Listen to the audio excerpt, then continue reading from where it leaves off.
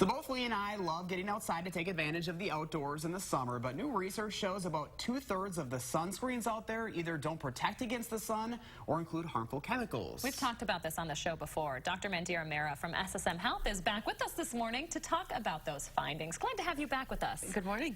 Glad to be back. You know, I don't want to say that folks shouldn't use sunscreen, right? I mean, you still need protection. Absolutely. So this is something that you want to be aware of, but definitely don't stop using that sunscreen, that sunblock.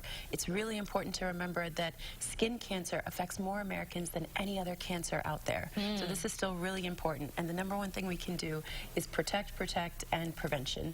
But this is really interesting that the FDA is now going to come out and really evaluate most of the sunscreen products on the market. Interestingly, it showed so far in preliminary tests that over 60–70% of the sunscreens on the market either don't claim to have the protection that they say they do, or have some kind of chemical that may have potential harmful effects. And by that, I mean the skin is our largest organ. So obviously, if you're using a product on your skin, you're able to absorb some of those chemicals. Some of those chemicals now may have harmful effects to either our hormones, if you're pregnant, different types of things that are happening in the body. So this is not at all cause for alarm. Don't stop using that, but just be aware and make sure you're using something that is offering good coverage. So a lot of people aren't aware between the UVA, UVB, and SPF differences. SPF is simple for sun protection factor. That only covers the UVB protection. However, that doesn't tell you anything about the UVA protection. We really want to make sure we're looking for something that says broad spectrum on the product, hopefully water resistant. That means UVA and UVB protection. If you're really concerned, you don't want any chemicals, looking for something with zinc oxide that's natural and also doesn't really get absorbed into the skin is important, because then you're not really worried about all the other potential things that this article is pointing out. Good tips there. So the other thing we want to talk about this morning, obviously we're getting into the summer months. Yeah. And there's a new study out of the UK that says nearly 1 in 8 adults have suicidal thoughts about their body image. I mean, that's scary.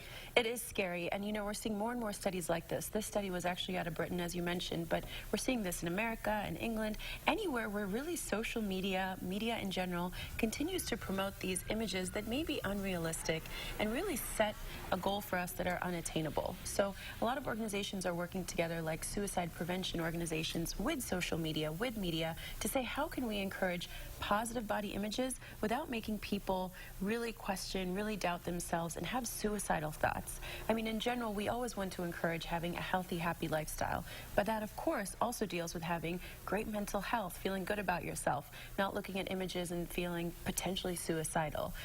It looked at ages 18 and older, so in 18 to 24, it was like 1 in 3 almost had thoughts of either injuring themselves, suicide, or really just having lower self-esteem issues. And then over the age of 55 is a little bit less. The question is it just because they're exposed to less social media? And perhaps the younger you are, the more social media, the more promotion of just images that, again, make you feel worse about yourself. So yes, we want people to really have that happy, healthy lifestyle, to be fit, to not encourage obesity by any means, but I think having realistic goals, having images that we can relate to is also a good thing. All right, Dr. Mehra, good to have you back with us this morning. We always appreciate it. Great to be here. Have a good one. Bye.